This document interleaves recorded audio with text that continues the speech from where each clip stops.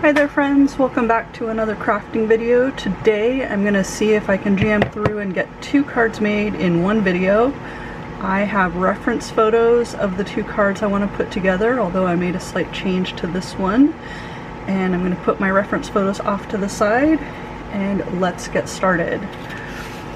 I hope you enjoy these videos. I wanted to change things up a little bit and have some fun with some supplies that I had set aside for a while and was actually thinking of getting rid of.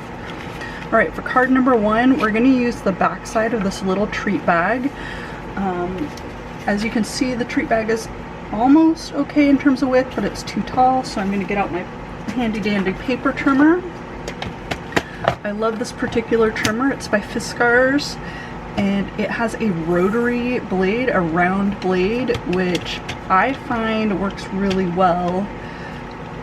I've used this one quite a lot though, and it's starting to show some wear and tear. And I'm probably going to need to replace it soon. Oops, what is going on? There we go. I will put a link down in the description for this trimmer. It's my go-to. I've been using it for several years now at this point. Despite trying several other trimmers, I just really like this one. I think it cuts nicely and smoothly, gets the job done. It's big enough for a full 12 by 12 scrapbooking page, but not so big that it's overwhelming. Alright, so we've got the back side of that little envelope, and I'm actually going to trim it down just a tiny bit more. It's still a little taller than I'd like. I apologize if you hear my air conditioning humming away in the background. It's a little warm here today. It's not hot, but it's a little too warm for comfort, and it's supposed to get several degrees warmer by end of day. Okay, so background piece, pretty perfect for what I want to do. I'm going to use my Tombow permanent adhesive roller. For this card I will probably end up using both this Tombow adhesive but also some glue sticks. We'll see as we get going. So yeah, I'm using a treat bag, and as I've said in other videos, you don't need to use things specifically for their intended purpose when you're crafting. Some of my favorite craft supplies have completely different purposes entirely. Next, we're going to layer these 2 tags. This tag I made with a die cutting kit, and I will link that in the description below. It came with multiple sizes and shapes of tags. This tag, I'm not sure where it came from. Maybe Michael's, maybe Joann's, maybe the dollar store. I don't remember. This is where I want to use my glue stick though. I use Elmer's purple. It goes on purple, dries clear, it's washable, so if you have children, this is a perfect glue stick.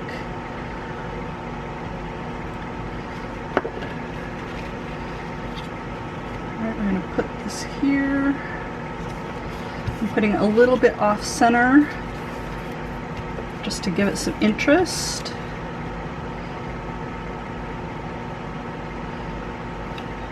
Adding my layer.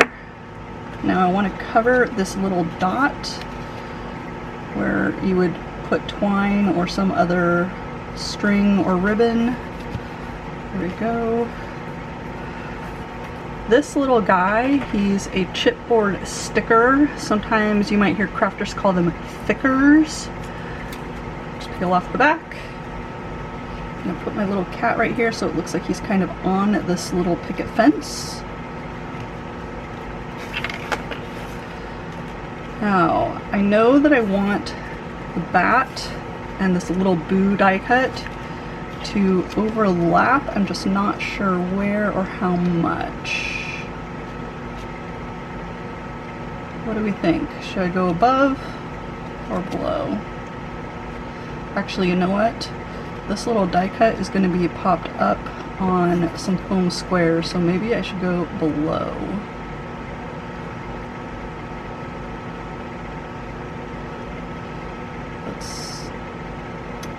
I'm so torn. I think that looks okay. What do you think? Well, let's glue it down. I don't know where this bat came from.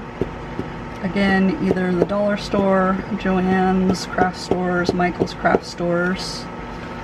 I will link to some cute die cut sets that I did find online in the description. I couldn't find this exact one, but there are a lot of really cute options. If you want to make a similar card, don't be afraid to just use what you have, change up the elements. If you've got a cat instead of a bat, use that. If you've got a ghost instead of a cat or a bat, use those. Just have fun and experiment.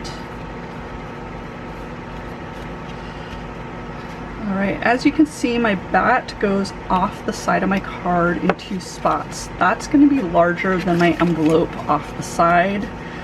And actually it looks like maybe off the top too. So I'm going to trim those. If I can find my handy dandy scissors. Here we go. My TSA compliant scissors. The blade length is super important if you want to take scissors on an airplane in your carry-on luggage. I will link to a different pair of scissors that I really like but don't happen to have on my desk right now that are TSA compliant, as are these. I love to craft online. A couple of my favorite crafters love crafting on a plane, not online. Although I am enjoying crafting online too. But some of my favorite crafters craft when they travel. And I really encourage you, if you find yourself bored when you fly or take the train or travel, consider crafting as you go. Alright, I have these foam squares. Not sure if I got these ones at the dollar store or the craft store. I also have some somewhere that I got at a little shop in Mexico City. I don't think these are them, but they could be. Doesn't matter if they work, which they do. Foam squares and foam dots are a really good way, a fun way to give your card some dimension and added interest.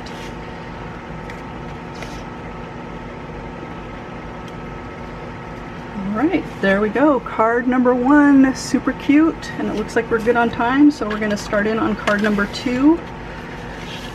Another black blank. I'm going to use this invitation that I got somewhere. I honestly don't know where. I know I want to cut off this RSVP at the bottom because I measured it earlier and that part's just not quite going to fit what I'm trying to do with this card. I'm going to cover up the invitation details with my card elements, but I thought it would be fun to have candy corn as the background. Leave me a comment, let me know, do you like candy corn? Do you think it's gross? Where do you stand on the candy corn issue? Personally, I think it's really gross, and if you like it, more for you. Definitely not something I enjoy. It seems to be, candy corn is the most divisive Halloween candy, and marshmallow peeps are the most divisive Easter time candy. Let me know what you think of those too. Alright. I know I want this spooky to go about there, but I want these ghosts to go under it. So I'm going to place the ghosts first.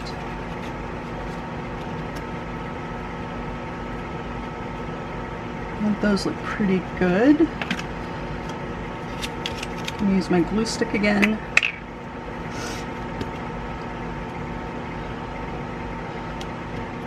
I'm going to try to get up around the eyes and the mouth. Let me know what your family's Halloween plans are this year and how it's going to be different from previous years. If your family has parties, are you going to still do that this year? How are you going to make sure that people are safe in terms of COVID-19? And will your kids trick-or-treat? I've seen some really cool trick-or-treat ideas involving sending candy down decorated chutes. I think there's a lot of fun, good options to keep the holiday going and keep it safe. Whatever your family does, I hope you enjoy yourselves and you enjoy time as a family.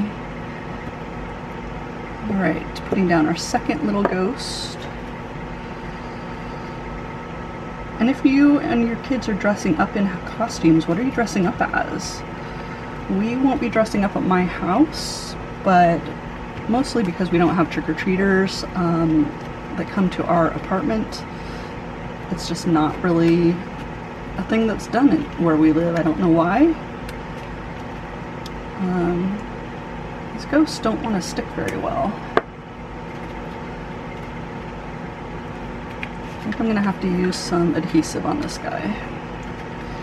Sometimes that happens. I was hoping that these would stick with just glue since they are basically made of paper, but I guess not.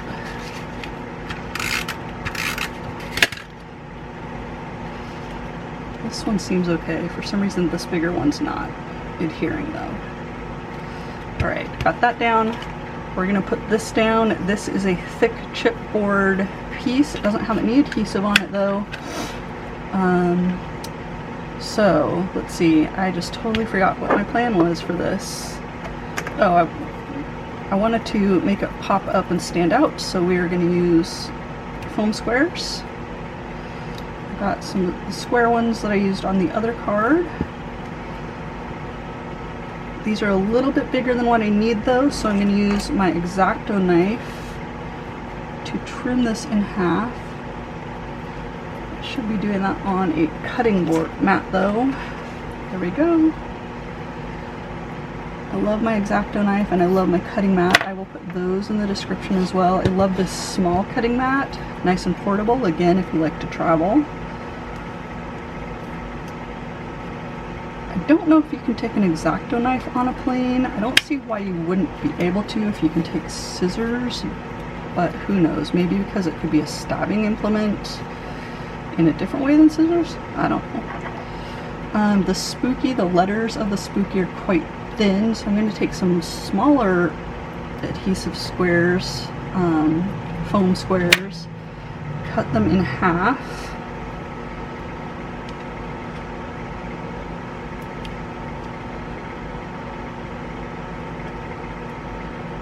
Let's see, I'm going to check my time. I think we still have about a minute and a half before my battery decides it's had enough. For some reason, my camera battery just doesn't like to film for more than 15 minutes at a time. That's alright. Someday I'll upgrade it. I want to make sure that I put enough of these on the back side of the letters that these don't get squashed in the mail. Because I am mailing these cards to friends. If you do crafts like this and mail them, make sure you take them to the post office or use a postal scale at home, or even a cooking scale would work, so that you know if you need extra postage or not. Also, because of the dimension, you might need to take into consideration the thickness of your card. I believe the standard for first class is less than 1/4 of an inch thick. But you'd want to go to the post office and just double check and make sure. Okay, I'm going to do one more. I'm getting things stuck to my fingers all over the place here. Alright, I hope that this will be enough. This card's going to end up a little bit busier than I normally would like, just because of the number of elements that I'm using, but I still think it'll be cute. I'm using another thick sticker, a chipboard sticker. This time a pumpkin. I'm going to pop out these eyes, though. Oh, maybe I'm not. I thought those eyes and mouth would pop out. I guess they don't, so I guess I'm not popping them out. Oh well. I'm going to stick this underneath in the corner down here. I like this layered effect, and I wouldn't be able to do this if I didn't use those foam dots or the foam squares. Although I just realized this foam square is not quite where I would like it in terms of my bat. Maybe I should have put these thickers down first. Alright, there we go. I'm gonna trim off these edges. Oh, this guy just fell off. And that's not good. Let's try that again. Now you could put this in your paper trimmer, but because I have dimensional elements, I don't want to squash them, and I might get a really uneven trim because of them. Looks like I'm going to have to use some adhesive on that pumpkin. It's just not wanting to stick. Oh, one last little spot. Almost done. Racing the clock on my camera.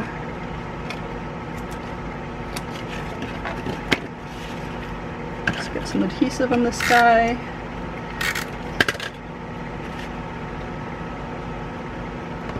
There we go. What do you think? I think this is kind of cute. It's got some shine from the glittery ghosts, a little shine from this bat, although I think the bat, no, the bat seems pretty secure even though the pumpkin didn't want to stay on. And then this card, I really like the way these layered cards look. What do you think? Leave me a comment, let me know your Halloween plans, and I will see you next time. Bye friends.